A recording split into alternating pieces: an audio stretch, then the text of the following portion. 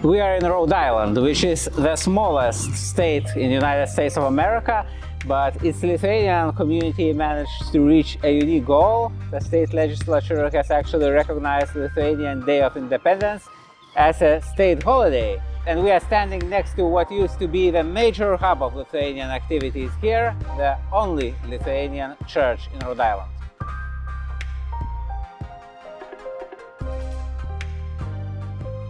I am talking to Regina Jagminas or Jagminas about the history of its church. So how did it start at the Lithuanian community in Rhode Island?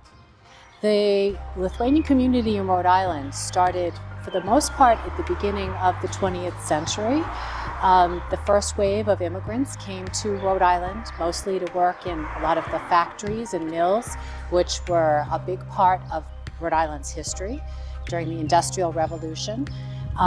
The settlers came here from Lithuania, and they started to create their own community.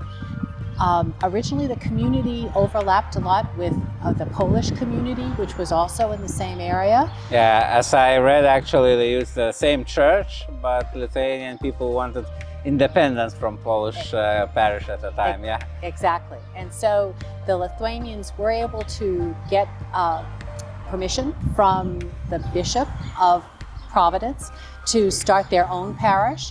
Originally, they were using a former Greek Orthodox building to start the parish, but eventually the immigrants wanted to create their own parish, their own church. So during the Depression of the United States, which economically were very difficult times, and immigrants who were working in very menial jobs, many of them, managed to save enough money to purchase the land and be able to build the church. And it was a beautiful, vibrant building that was a huge part of the, really central to the community. Yeah, basically the main center of the Lithuanian community Exactly. in Rhode Island, yeah. Very much so. And so it had Lithuanian symbols on the facade, which are unfortunately no longer available as the church was closed in 2017. But behind you, the memorial in memory of Lithuanians who fought and died for freedom and those who perished in labor camps and concentration camps during 50 years of Lithuania's occupation, as it is written here in memorial, still stands. And Rhode Island Lithuanians even managed to lobby the state legislature to recognize Lithuanian Independence Day as a state holiday. So how did that happen? Yes, there were some very active community members.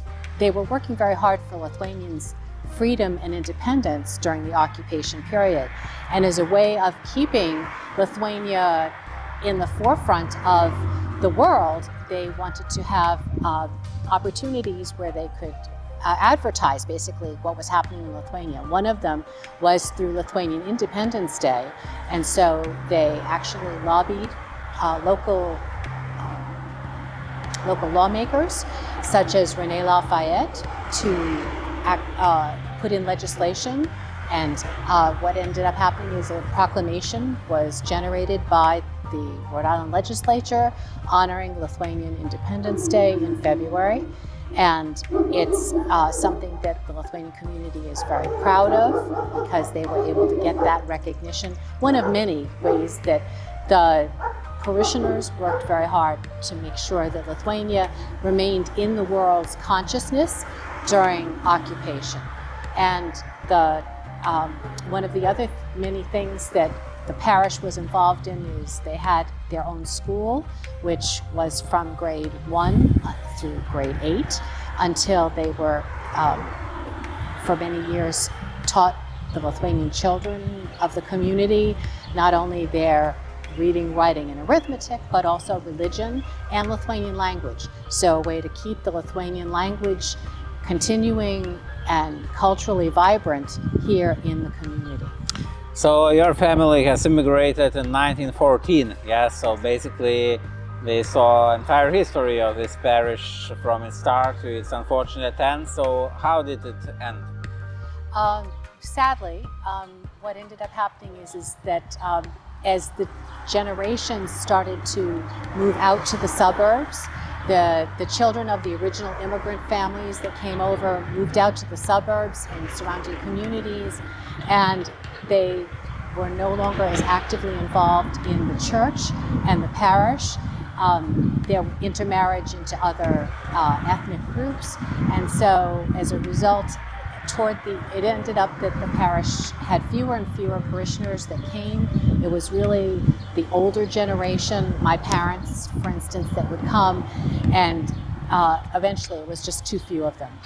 Many of them passed away. There were only a few left, and the Diocese of Providence, who are responsible for the church, they could no longer have a priest come and be involved with the church, and the church ended up being closed. At least this memorial still survives, and I hope it will survive a long time, because it reminds everybody who is passing by about Lithuania and its occupation, and through it about the troubles that could potentially face Lithuania today. So it's very important that as many of these memorials would survive in the United States as possible, as it is likely that it may be so again that the survival of Lithuania would depend on the United States and other countries in the Western world. And if you would want to visit this place, it is marked on our interactive map of Lithuanian heritage sites, the link to which you can see below, and described more in detail in our encyclopedia of Lithuanian heritage sites abroad. And if you want to see more interviews like this, I invite you to follow this YouTube channel.